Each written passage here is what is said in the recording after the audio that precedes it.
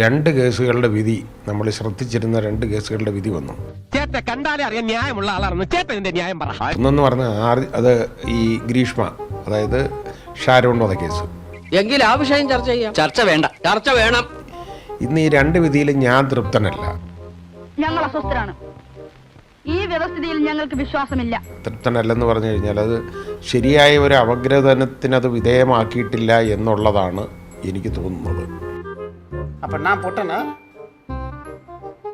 ഇത്രയും ഞാൻ ചെയ്തുകൊണ്ടിരിക്കും, ഞാൻ പൊട്ടനാ? എനിക്ക് തോന്നുന്നതെന്ന് പറഞ്ഞാൽ അതിനകത്ത് ആ പെൺകുട്ടി, അതായത് അതിന് ഇവനെ വേണ്ട. അത് ചിലപ്പോൾ ഇത് ഞാൻ പറഞ്ഞില്ല, എൻ്റെ മെച്യൂരിറ്റി ഓഫ് മൈൻഡ് അത്രയേ ഉള്ളൂ.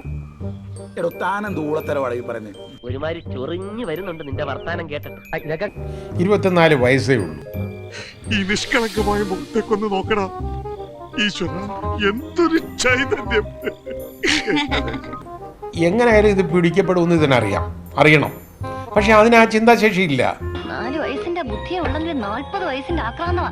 തട്ടി പോയില്ലെങ്കിലേ അത്ഭുതമുള്ളേ. ഇതല്ലേ സാധനം. ഇത് പിടിക്കപ്പെടും എന്നുള്ളത് പോലും വിവേചിച്ചറിയാൻ കഴിവ് അതിനില്ല. അത്രയും മാനസിക വികാസം അതിന് വന്നുള്ളൂ.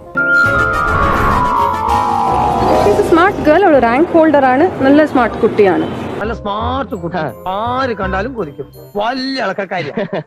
അതും ഒരുപാട് മാനസിക സംഘർഷം ഉണ്ടായതുകൊണ്ടല്ലേ ഈ ചെയ്ത അവസാനം. മനുഷ്യരെല്ലാവരും പാവങ്ങളാണ് പ്രസിഡന്റ്. സാഹചര്യമാണ് അവനെ വഷളാക്കുന്നത്. ആ പെൺകുട്ടി ലൈസോളും കുടിച്ചിട്ട് അവസാനം കസ്റ്റഡിയിലുണ്ടായിരുന്നപ്പോൾ അത് ആശുപത്രിയിലായില്ലേ. എനിക്ക് എഴുതാനല്ലേ സാറേ അറിയൂ, വായിക്കാറില്ലല്ലോ. പാവം, എല്ലാ കഴിവും കൂടി ദൈവം ഒരാൾക്ക് കൊടുക്കൂലല്ലോ. അപ്പോൾ അതിനും ആത്മഹത്യ ചെയ്യാനുള്ള ഒരു പ്രവണത ഉണ്ടായിരുന്നു. അത് അത്രയേ ഉള്ളൂ എൻ്റെ മനസ്സ്. എനിക്കറിയാൻ മേലാത്തോണ്ട് ചോദിക്കുക കുഞ്ഞെ, നിനക്ക് എങ്ങനെ സാധിക്കുന്നത്? എനിക്ക് ഒരൊത്തും പിടിയും കിട്ടുന്നില്ല നിന്റെ കാര്യത്തില്.